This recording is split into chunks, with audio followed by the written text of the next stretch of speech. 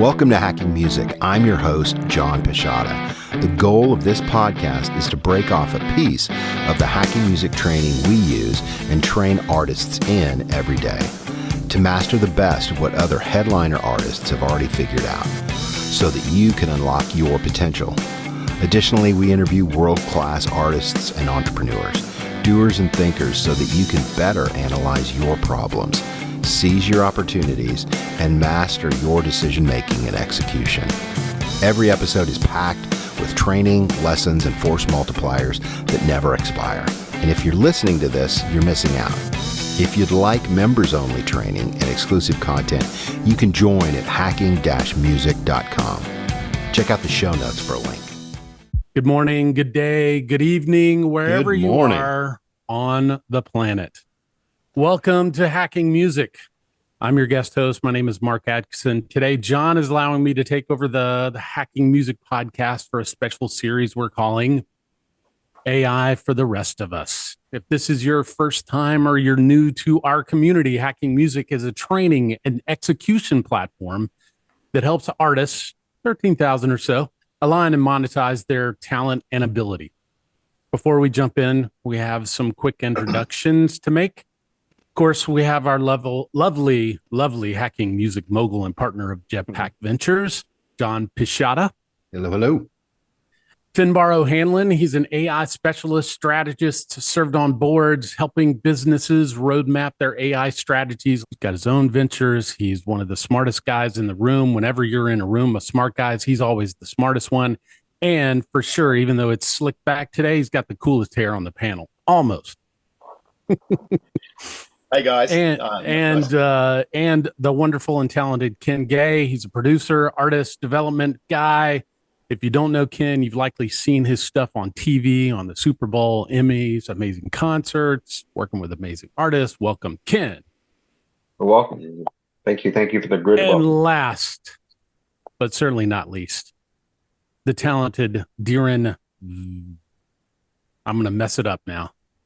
Dheeren Velu, who had some of the earliest contributions to what would become IBM's Watson project in Australia, and a tech-savvy business leader focused on large organizations and their adaptation to AI. John, thanks for letting me invade your spot. And gentlemen, Please. Thanks for being here today. So we're going to talk a little bit about AI. You guys know some stuff about this thing called AI. Lots of us in the music world are kind of like scratching our heads a little bit. Is this kind of like the coolest thing ever? But we really want to dive into understanding the digital replication right. So last week, for those of you that are keeping score at home, the No Fakes Act, also known as the Nurture Originals, Foster Art, and Keep Entertainment Safe Act, it rolls off the tongue, doesn't it? Mm-hmm. Was introduced to the legislature in our government. So just a quick kind of Cliff Notes version. The bill defines what a replica is, and I want to jump in right there. So Finbar, talk to me a little bit about what is a digital replica and why is there a need for a right if this is only a replica? Okay, great question. So the way I see it, a digital replica is something that accurately represents like a physical entity in the digital world. It's basically either a computer-based model or a virtual representation or a simulation of a physical object, a physical process, or a system. So it exists much more outside just music. For example, you talked about my new engagement with MasterCard. You know, most people realize they've got a credit card, but that card is just a piece of plastic. It's basically a replica of your bank account. It allows you to transact in a way, but without actually having the cash on your hand. There's just lots of different examples of this in the world. Now, the second part of your question is in terms of music, rights exist to protect, I would say, the creative and economic interests of those who create music. And rights ensure that artists or they should be there to ensure that artists or those that represent the artists can control how their work is used and how they receive compensation for their creations. So rights are there to help artists provide income streams, to incentivize quality, to protect against unauthorized use, and allow for licensing and monetization. And there are tons of rights. This isn't anything new, right? So there's tons of rights, like there are composition rights like reproduction, distribution, public performance rights, there's mechanical rights, synchronization, derivative works, there's a whole bunch of different rights. But the question is, do these rights effectively work in a Gen AI world? Right? So we talk about these digital assets, these replicas, and we've got all these rights, and these rights worked in a world, well, some would argue they worked or they didn't work, but there's a number of them, but they're all designed to do a certain thing. But for a world that was non-Gen AI, and in a Gen AI world, there is really no way to control or to monetize to works. So, I think that the whole concept of why we're talking today is pretty much around this concept of these digital artifacts or these digital rights are evolving, and the actual rights that protect an artist, that generate income streams that actually are there to do the job, need to be upgraded to actually suit this new world whereby digital replicas are now front and center. So with an artist, I mean, you're a musician as well. So when an artist creates something, how will AI and how do services like, Suno and Udio, how do we prevent this from happening? Is this going to end up like, for those of us that lived through the Napster crazy back in the late 90s and early 2000s, does this mean that now the cat is out of the bag? Well, yeah. So first off, the genie's out of the bottle, right? But everyone has an opportunity to make their wishes. Okay? But let's look at it. Before you buy a house, you do due diligence. You research it. Is there a floodplain? Blah, blah, blah. With Gen AI, it's no different, right? We need to actually be informed so we can make informed decisions, and hence why people are probably tuning into this podcast. So the Gen AI is evolving, but we need the right mindset to understand, is it good or bad? Right. We need to be able to make an informed decision. And that means more than the technology. It's the application of technology to enable us to create, to get paid, to do a number of these things that rights were in the first place. You'd be surprised. A lot of people that are running a digital audio workstation and creating their music with plugins are already using AI to help them create music. Mm-hmm. So it's getting a good understanding of the spectrum of how AI works and what these new technologies are and how they're being applied, and how might we statements augment ourselves to be able to be a better version of ourselves to play in this new sandbox or this new world. It are really important questions, but it's about, a lot of this isn't just about the technology, it's about the accompanying mindset. Like I say to people, every one of us is running an operating system, a human operating system. We have our conscious and our subconscious. And our conscious is like our user interface to the world. It's what allows us to make decisions. It's our windows to everything we interact with. And our subconscious is our operating system, which is running the background processes, how we breathe, how we talk, all of that stuff. But it also controls our autonomous behaviors, which are how do we steer the steering wheel? We don't think about that. It's just through repetition we get this. Now, these unconscious processes, the autonomous processes, create biases. And it's where a lot of this fear comes from. If I don't understand AI, oh my God, how do we stop it? How do we stop it? Right. Is that the right question? Is the question, why am I in fear of it? What can I do to actually get myself to fully understand this without reacting?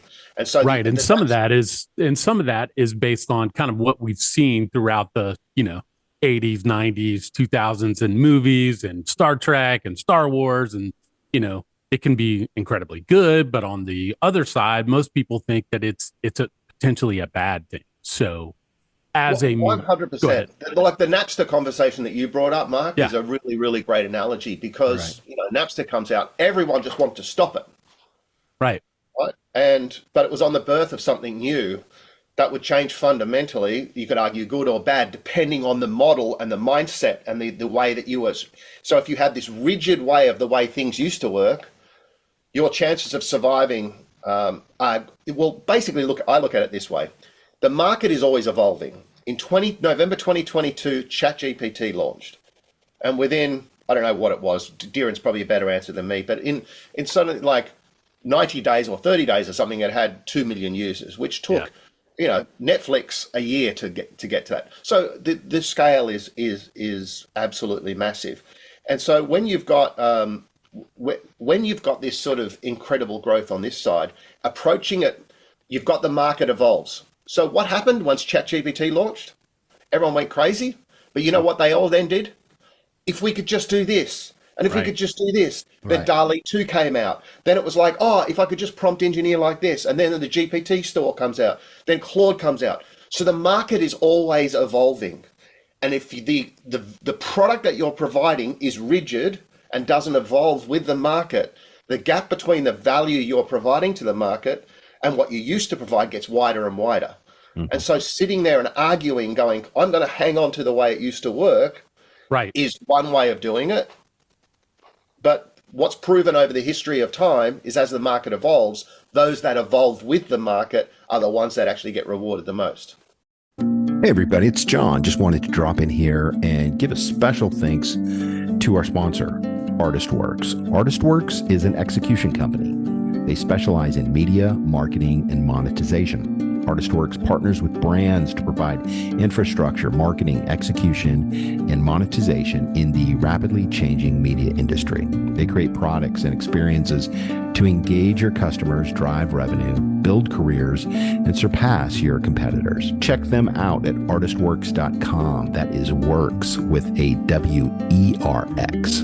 ArtistWerx.com. That's right. And it's not just like a change from vinyl to 8-track to cassette tape to CD to MP3 or whatever. It's a complete mind shift. And like you said, and Dheeren, maybe you have some more statistics on, how does generative AI sort of work? I mean, without in layman's terms. And I'm a zeros and ones guy. I'm a database guy. I kind of understand how it all works together. Don't ask me to program anything. It'll probably break. So how has it evolved from just like this flat surface thing into this 3D amalgamating cube of fun that is now what we call AI? Yeah, look, generative AI is the latest and greatest in the AI world. So AI has been around for a long time. I studied AI in my academically. That was my core specialization. So this has been around for a really long time. But what has fundamentally changed with generative AI is now AI is able to produce new content. All the while, AI was used to process existing content, and the content could be data, could be anything, right? Could be any type of content. Generative AI changes the game because it now produces new content. Now, how does it do? Very, very simply put, it is predicting the next thing. That's all it's doing. So if you look at ChatGPT and you say Jack and Jill went up the, and you wait, it's trying to say what is the likelihood of the next word there, and scores every single word in its dictionary. Let's say it goes through every single word and says what is the likelihood of word A, word B, and word C, until it finds hill. Based on all the stuff that I've seen before, that's important. All the stuff that I've seen before, the word hill scores the highest. So it's going to complete the sentence by saying Jack and Jill went up the hill. And then it goes to the next word, to, fetch, and it just continues. So it's just predicting the next word, and it appears, and the power of languages, it starts to mimic intelligence just by doing that. So it predicts the next word. And if you look at Finn spoke about image creation. It's predicting the next pixel. It says that's pixel 1. What could be the next pixel beside it? If I'm trying to, my overall goal is to paint a picture of a cat. What's the next pixel? What's the next pixel? So these are really smart predictive engines, and they can predict music. It happens to be, right. They can say, hey, if that's the sound signal, what's the next sound signal? What's the next sound signal? And it can just produce music with, of course, some overarching goals. And that's why it's so powerful now, because it can look ahead. And it continues to learn, right? It continues to learn, and it learns from data. The source, the fuel for any AI system is data. Of course, you throw a lot of processing power at it, but it's fundamentally data. And we are living in an abundant or an overabundant data world. So there's data everywhere that you can learn from. Mark, getting back to your point of the No Fakes Act, I went through it when it was announced. What was it, last week? Yep, last week. And there's a lot in there, and a lot that really dovetails right into what Monarch is doing. Yeah. So, I mean, to me, the thing that's exciting about the No Fakes Act is that this is the first time ever that there's a property right to your name and likeness, which at Monarch, Finn kind of invented the term style engine. So name, likeness, style. It's a pretty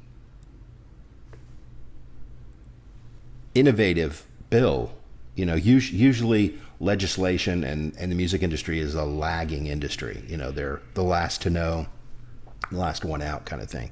So it sounds to me like the Chris Coons, Marsha Blackburn, Amy Klobuchar, and there's another one I'm forgetting his name. North Carolina guy. Yeah, but it's just like they're on the front of this, which right. is kind of exciting, you know, because songwriters are still complaining right. about performance royalties, you know, being paid in Iran but not in America. So they're still fighting that battle of 20 years ago for radio. Right. And so for the first time, this is like they're in front of something, you know, instead of publishers being left out of the streaming conversation, you know, we have an opportunity to really get this right, you know, because the generative AI is not going away. Moore's law is a law of gravity. You know, it's like it gets faster and then it just starts to compound and up to the right. Yeah. So you guys have created this style transfer engine. Can you explain sort of what it is? What is the framework of it? Because as a music creator, someone who's around the music business, I am obviously really not worried, but I don't want somebody taking my stuff, right? Yeah, a lot of people are. Right, absolutely. In fact, there was the Elvis Act that Tennessee enacted back in April of this year. So being even further ahead of the No Fakes Act. So when you guys talk about style transfer engine, how does that actually take my stuff and what does it do? Okay, well, let's look at it. I'll tell this through three different user stories. First one, as an artist, I have a whole collection of works, music, videos, graphics, etc. What we've done is we've built a technology and patented this concept around this technology, which is a suite of technologies, AI technologies, that look at all of that collection.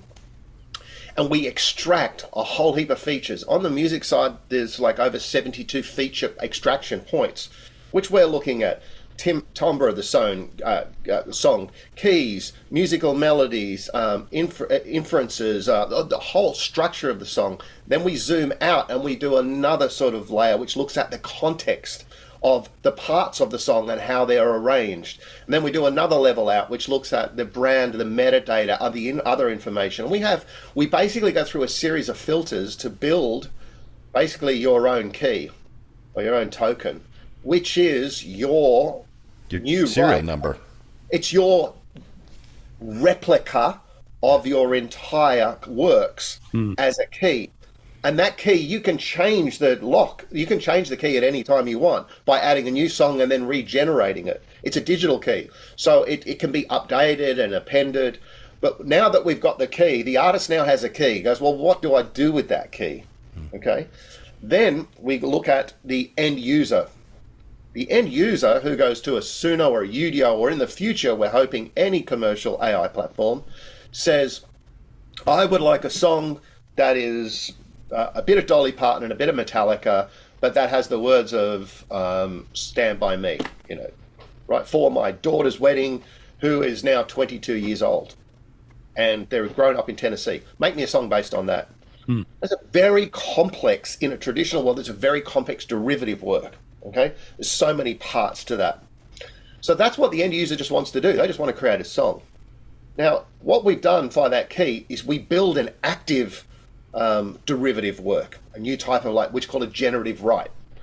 And what that does is the prompting, when you're typing the prompt, it's looking at the artist that you're typing in the prompt, the song that you're typing in the prompt, who that relates to as the artist, and then another layer, what context, what order is the words in, what are they trying to do, and then it goes through a rules engine. We could make it simple that two artists means a split of the derivative work, or it could be based on a number of any rules particular based on the artist control.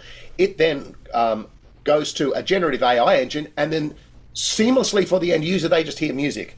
But what goes on behind the scenes, just like a credit card transaction, when you put your credit card down transaction, there is an issuer bank and then there is an acquiring bank, and they actually approve that you have the money in your account. We're very similar to that. Right. But what we do is we say, this person has requested this, and this happens in milliseconds. This person has requested this, goes to the generative AI platform. Now for the third user story, the big open AIs and the Amazon, the Anthropics and these guys, we provide them with a responsible framework that allows them to provide a service which allows artists to get paid. So basically what we do is we say to that commercial platform, when the request comes in, hit our generative rights management system, and we will then give you the key. We will generate a new key on a one-play transaction or whatever the rules are, and allow that song to be played. And that happens in milliseconds. The end user doesn't know anything's happening, but the artist gets either a portion of that or any types of rules. So the artist has now a new way to commercial. Very simply, the artist has a new way to make money from someone just typing in a prompt without them writing any new material. Right, because right now that is not like happening. MasterCard. Right. That's right. It's a brand new revenue stream that they've never seen before without doing any work at all. Not going on tour, no organization, no fixed costs, and all of that stuff. Right. It's a brand new revenue stream. So Finn, if we take an artist, like Kiss.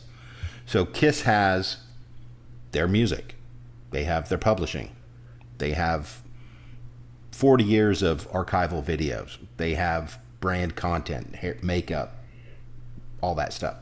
So all that gets ingested into their Monarch account. Their serial number gets that's all transacted upon through their Monarch account. Yeah, and that key, that token, without getting into the technicals of model weights and all that, that key and that token is in their control. Right. That's important. Their property. Right. And so the consumer is standing at the door and knocking. The artist has the key that unlocks the door. Right. Well, actually, the MasterCard. The owner is the Nike in the shoe store with the customer that goes to the shoe store to get the Nike. Yeah. So that's it. The artist itself doesn't actually put their property in a third-party platform.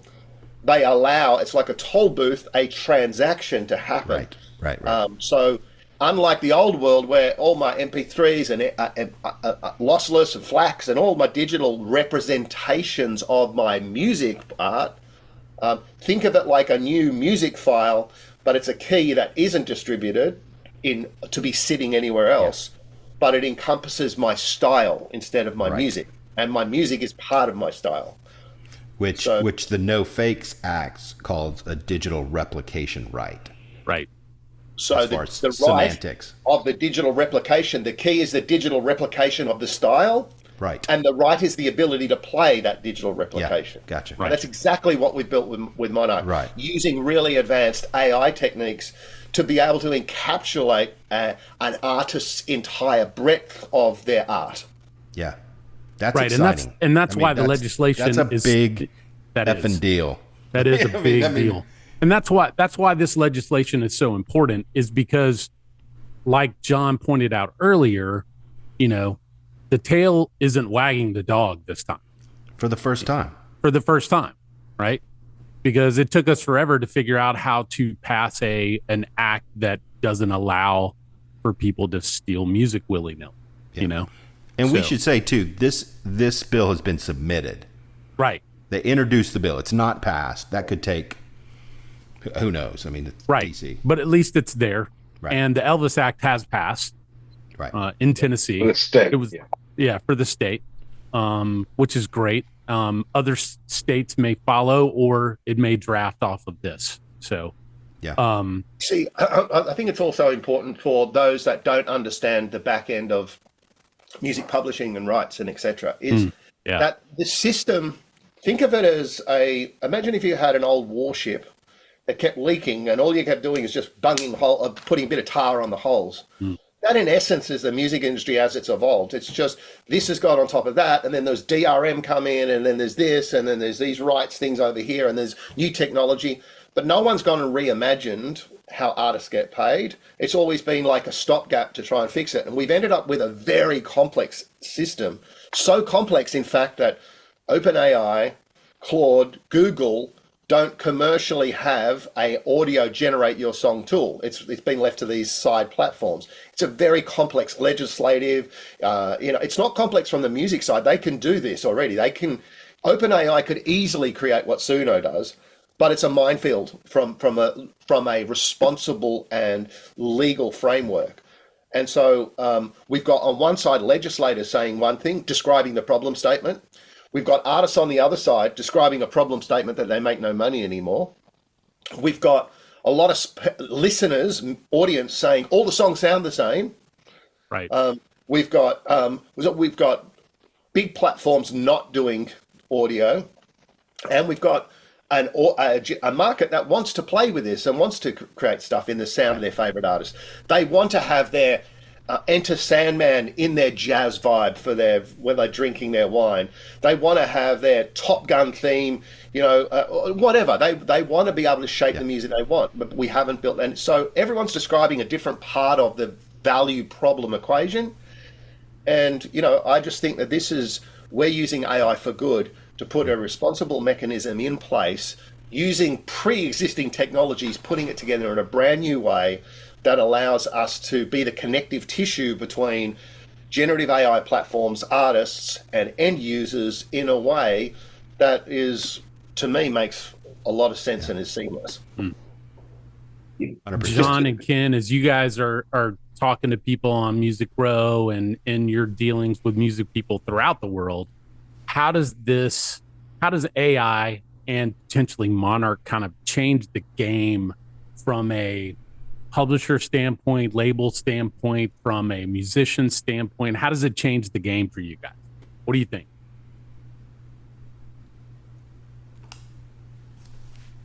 Well, Ken, you want to go? Yeah, I'll go on this one. So the feedback that I've gotten, is that, hey, this is what we've been working on, and most of them are when the stop happens, they get what we're doing. They understand why. I have war stories that I could tell you that come up of we have this huge problem and we have no way to deal with it. I know that the No Fakes Act has been celebrated by Music Row because it is one of a handful of other initiatives that have been put forth for legislation consideration. I believe that the No Fakes Act actually has, if any of them are going to move through, it would be this one. And this one alone, sets the platform up for a generative right. Right. It sets the world up for a way to say, hey, this is, we got to stay within these guardrails. But how do we monetize that? And that's why Monarch is, everyone quickly grasps to the value it brings. Yeah. Because at the moment we don't have any way to get our artists paid. And I think tying into that, Ken, it's like people want people to play with their stuff. They want them to experience their music. They want them to take it and fork it, but they don't want them to steal it, right? So we say often, we're pro AI, but we're anti theft. Just because it's digital doesn't mean you can train your model on it without permission. Kiss spent a lot of time building their brand. Dolly Parton spent a lot of time building their brand.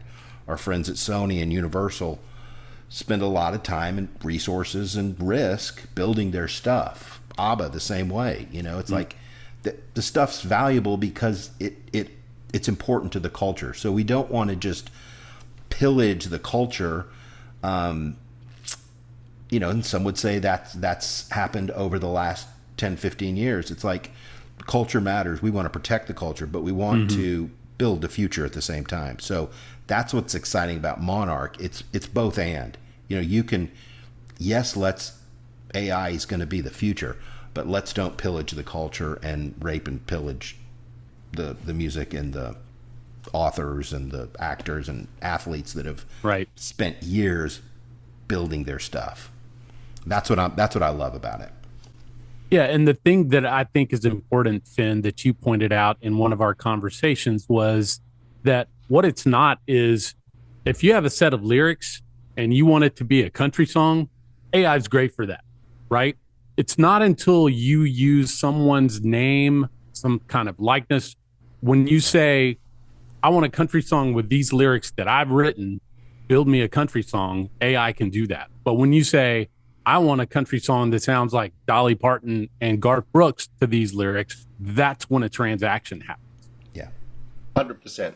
Bob and Garth have spent a lot of time building Garth, and they protect it. Absolutely. If you search on YouTube for Garth Brooks, you will not find a Garth Brooks song. That's because Garth is very protective of his assets and his brand. So that's right. This is built in a way, like Finn said, it protects the content, it protects the AI company in a way that removes all the liability for them and gives control to the artist. So I think also as we move into really agentic workflows whereby we have an assistant, we have our own digital assistant who knows us, who's recommending things. When we want to do this, we might not even be prompting in the prompt interface. Our agent will then ask us questions. Hey, my version of me, I'd like to build a country song that sounds like Garth Brooks, but has the voice of Darth Vader and blah blah whatever. I like crazy, that. I like that too. I want to hear that version of Garth Brooks, right? But it's then the ability for the agent to then re-prompt you. So if you say, I just put my lyrics into a country song, your agent or your assistant might say, which artist is your favorite artist? And you go, I like this. And so the assistant might re-prompt you, re-engage with you, ask you questions to get better context around what you're trying to achieve. And this is where, to be able to then rely on the likeness of these other artists, we think that the future will rely on, most people have a vision in their head of what they're trying to achieve, but a lot of people don't know how to prompt to get that outcome. And this is where agents really help is as we move into this world now. And think of agents just like Siri, right? Or like your Amazon Echo, really dumb versions of them. But that's an agent by someone else. But anyway, I'm just trying to paint the picture. It's not the same as those, but it's this ability to ask you questions to get better context. Yeah, but it's a start, right? It's a start where we are. I go to the what is the one that what's the Google one? Gemini. Gemini, and I say rewrite this paragraph in my style, and over time it's going to continue to learn how that is. So how does this evolve in the music world from your perspective? From how does the game keep evolving It's constantly learning, making new correlations. So does it just become its own thing after a while? Well, I think there's a number of things that that AI will help in terms of the development of music and art.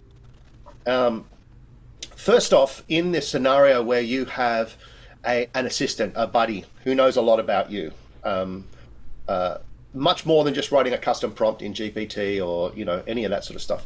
It starts to know you. It starts to be able to. It will remind you about a riff you created a while ago. You go, look, I'm really stuck on this. I've got this idea here, and it will listen to your riff and say, well, you did something like this a while ago. Have you thought about actually incorporating that with that? So it can be a songwriting assistant based on yourself. Right? So so it's a way to inspire you. It is the ability for it to already help with your productions, make them sound. There are plugins now that will instantly master your stuff based on what type of mastering. Put this song in, I like that song, master it like that, mix it like this. There are all these assistants that will help you in terms of creating the work.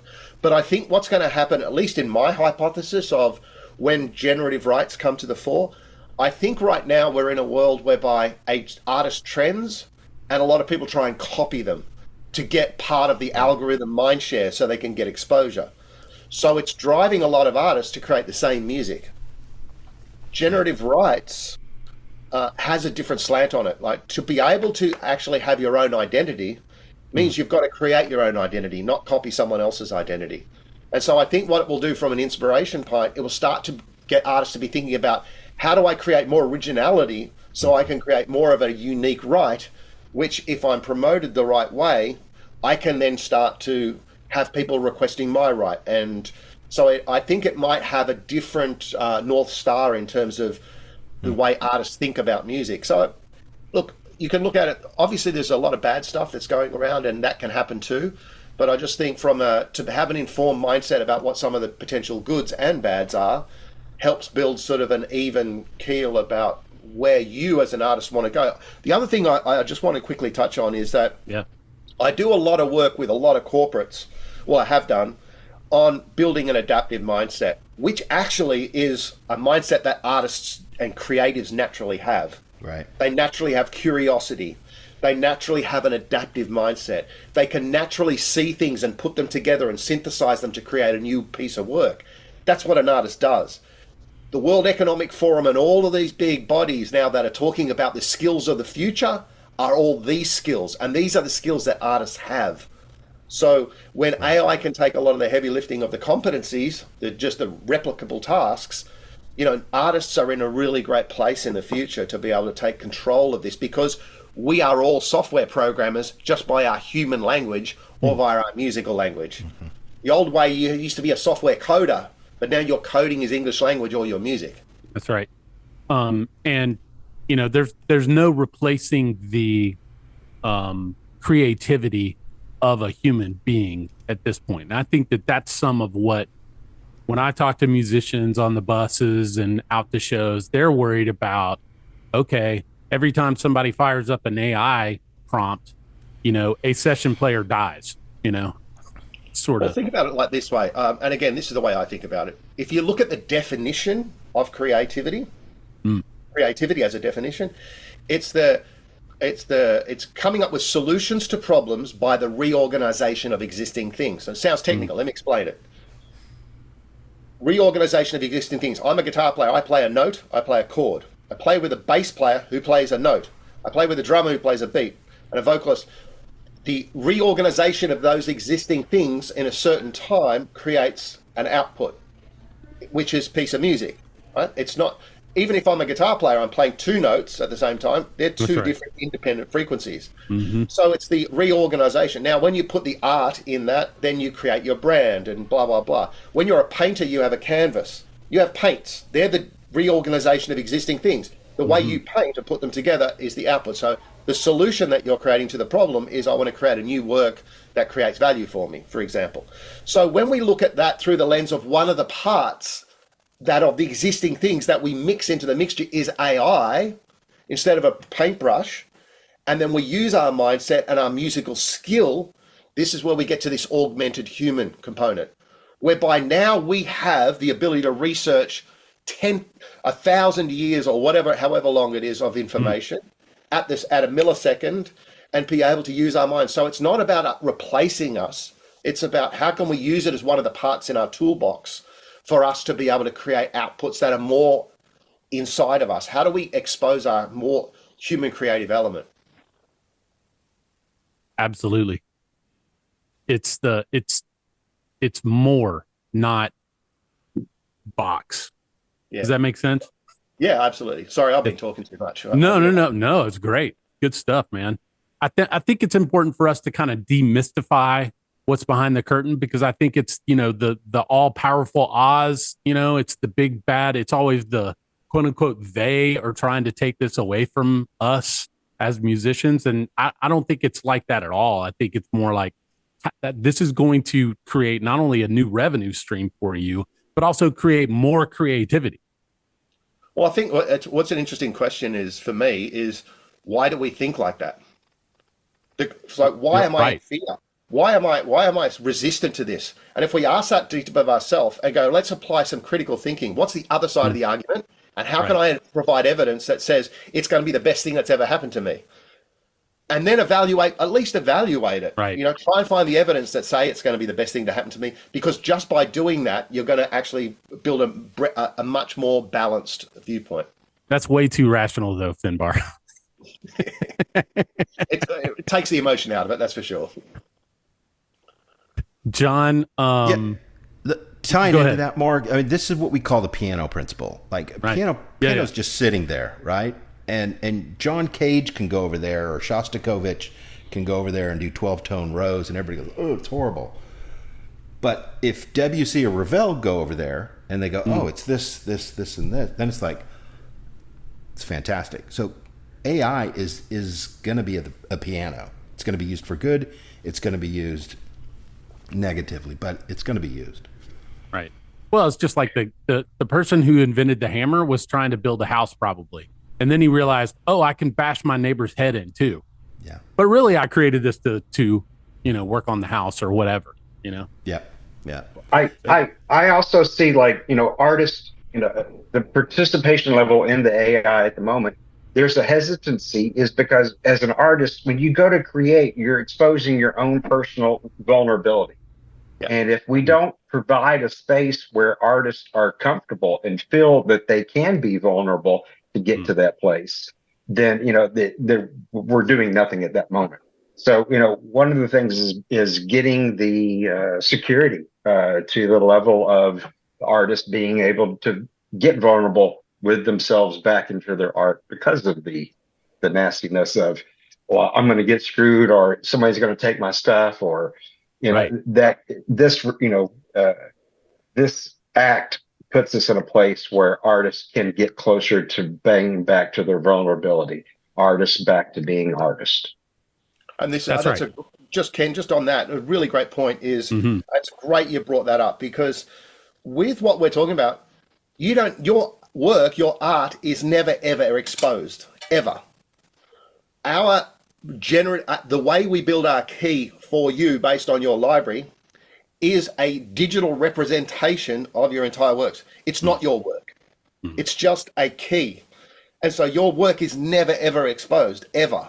It's just, your key is a signature that allows you to transact, right? And so from a privacy perspective, your content is never ever used. It's only a digital representation of a moment in time which represents your catalog. And it can be handled on a per transaction basis. So your music is never out there ever. Right. Hey, everybody, it's John. Just wanted to drop in here and give a special thanks to our sponsor, ArtistWorks. ArtistWorks is an execution company. They specialize in media, marketing, and monetization. ArtistWorks partners with brands to provide infrastructure, marketing, execution, and monetization in the rapidly changing media industry. They create products and experiences to engage your customers, drive revenue, build careers, and surpass your competitors. Check them out at artistworks.com. That is works with a W-E-R-X. ArtistWerx.com. Right. Hey, right. Yeah. Now, I also had an artist ask the question, well, hey, can this be built out to where my interface, I want people, it's an artist that I was talking to that does like for people to mess with their stuff. Okay. So the question was, can this be built out to where on my interface, not only can I do like campaigns where I got an album that I'm going to drop, well, I'm going to let 2 of these songs be used during this time frame, but also this little piece, this little rip from this song that plays in football stadiums everywhere. Can that little piece? Can I say, yeah, people can use that and I can set a timeline on it. So artists that I've talked to are engaging enough to say, okay, but tell me more about how can I control what I have. And so I know people are already thinking about that. And so it's one that's exciting to see an artist get back to being an artist. It's important. It's great. I think Dheeren had a really great point, which Dheeren, you can explain this way better than I can, about the concept of the car and what's the racing against the car and versus the driving of the car. Do you remember that? What is the argument? What are we in fear of here? It's like there was something about. I'm paraphrasing here, but I think it was let's say we built really fast cars. There's no point as a human trying to beat the speed of a car. So you're not trying to run faster than the car. The car was built for something else. Yeah, it is built for transportation from point A to point B quickly and use it for that. And it's completely does not make sense when you're trying to find the fastest human that is faster than the fastest car. It's the wrong area of competition. But just another point that I think, Ken, you sort of mentioned that, and Finn, you did it too. It is so important for artists. And now the future of music or any art is going to be heavily intertwined and influenced by AI, whether we like it. That's the future. You look at painting, you look at graphics, you look at any, let's say, visual art or visual outputs. Everything. It is very easy for AI to create millions and millions of versions of something that people have done in the past. It can go probably a few steps further and create something new or new-like, but it's not really new. It's still inspired by the past. It's a pure human skill and talent to go down a rabbit hole or to go down a certain path and create something for the very first time. AI still struggles that. It might mimic that. It might mimic, wow, I've never heard, the Van Gogh painting and with the Da Vinci, it's all mixed up, and it looks like a first time.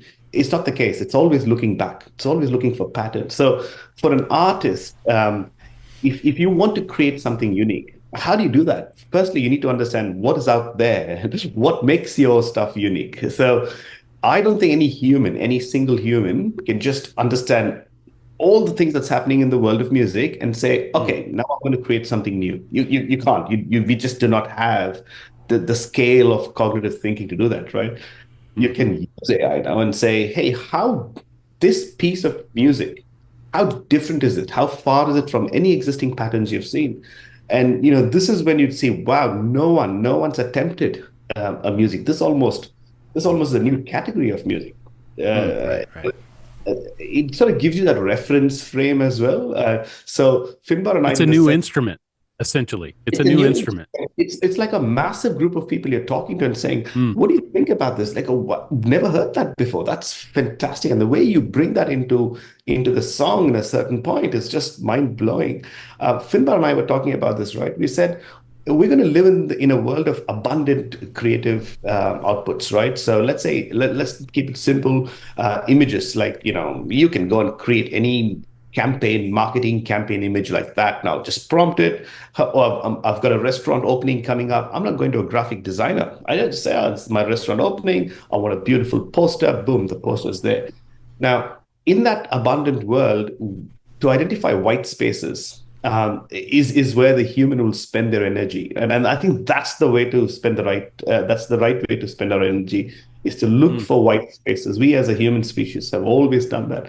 We've looked for what is not done. We are the best authentic creators. I don't think any machine is yet to do that. Yeah, that's exactly right.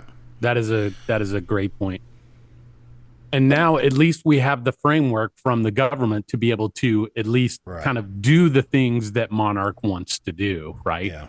And really, Monarch allows the law to be implemented. Like you can sue somebody out of existence, but until you have something that is a solution, you're just... And that's a good point, John. Like, a lot of people talk about the problem, but they don't talk about the solution. We believe that all these different problems, from government to artists to Gen AI platforms to the end prompter, we're that connective tissue between it. We're the enabler. We unlock that. So we are the highway that you go on that helps you get there faster. We enable the flow of this value in a brand new world. Yep. And it now puts the onus on the, well, not onus, but the keys to that solution into the artist's hands to be able to say, yes, I want to do this. And people can do this with my stuff, but I get to control it rather than somebody else do it. Yeah. So 100%. Your wallet on your phone, your Apple wallet, we're like that wallet. We're holding those keys. You can transact with anyone in any method. You're in control of that destiny. And the first part of this journey we're doing is straight from the prompt interface. But you will then have this digital identity of your style and likeness as a stylometric, which is our patented concept, which can then transact with anything. As the world evolves, you will have the rights and a new methodology to be able to monetize that. Yeah. And we should say too, I mean, there's a lot that we can't quite talk about and mention just yet. But if this is kind of what you're about and where your future is heading, and you want to be part of this conversation with the Monarch team, you can, there'll be a link underneath where you can sign up for an upcoming lunch and learn. We're going to be teasing out, trying some new features with some new users and talking about that in a private setting. So we're going to limit that to, each session is going to have 8 executives or leadership people there. So if you want to be part of that, there's a link down below. You can get on that list. We'd love to see you on there. And also ask questions in the comments below as well, and we'll get back to you. We'd love to hear from you. So hacking music, what else we got coming up, John? Anything else? You know what? This is kind of a different series for us, the AI for Mere Mortals conversation. But in parallel with this, Hacking Music has music supervision training. There's an e-commerce training going on. So this dovetails nicely into everything we're talking about. So, guys, this was great, man. I know all of us are excited about what we're working on, and so I just want to say thanks to everybody for being a part of this. Mark, thanks for hosting. Absolutely. Thanks, Ken, Finbar, Dheeren. Good to see you guys. John, thanks for letting me of course hone in on your hacking music this time. You're welcome to, my friend. All right, guys. Welcome to Hacking Music. I'm your host, John Pisciotta. The goal of this podcast is to break off a piece of the hacking music training we use and train artists in every day to master the best of what other headliner artists have already figured out so that you can unlock your potential. Additionally, we interview world-class artists and entrepreneurs doers and thinkers so that you can better analyze your problems, seize your opportunities, and master your decision-making and execution. Every episode is packed with training, lessons, and force multipliers that never expire. And if you're listening to this, you're missing out. If you'd like members-only training and exclusive content, you can join at hacking-music.com. Check out the show notes for a link. Hey everybody, just wanted to drop in again and say thanks to our sponsor, the Sync Center. The Sync Center is trusted by Fortune 50 companies, filmmakers, ad executives, networks, major film and streaming studios. The Sync Center is a full-service music supervision and licensing company that has managed projects for clients including national and global brands, ad agencies, and cultural events. They specialize in getting you the music you want within the budget you have, all while keeping you legal through the whole process. You can check them out at thesyncenter.com. That's TheSyncCenter.com. Check them out.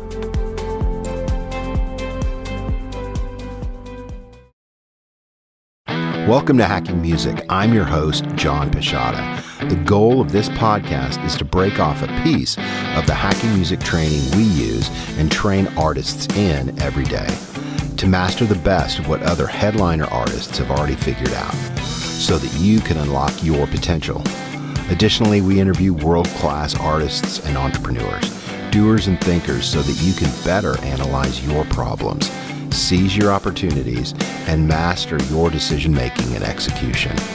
Every episode is packed with training, lessons, and force multipliers that never expire. And if you're listening to this, you're missing out.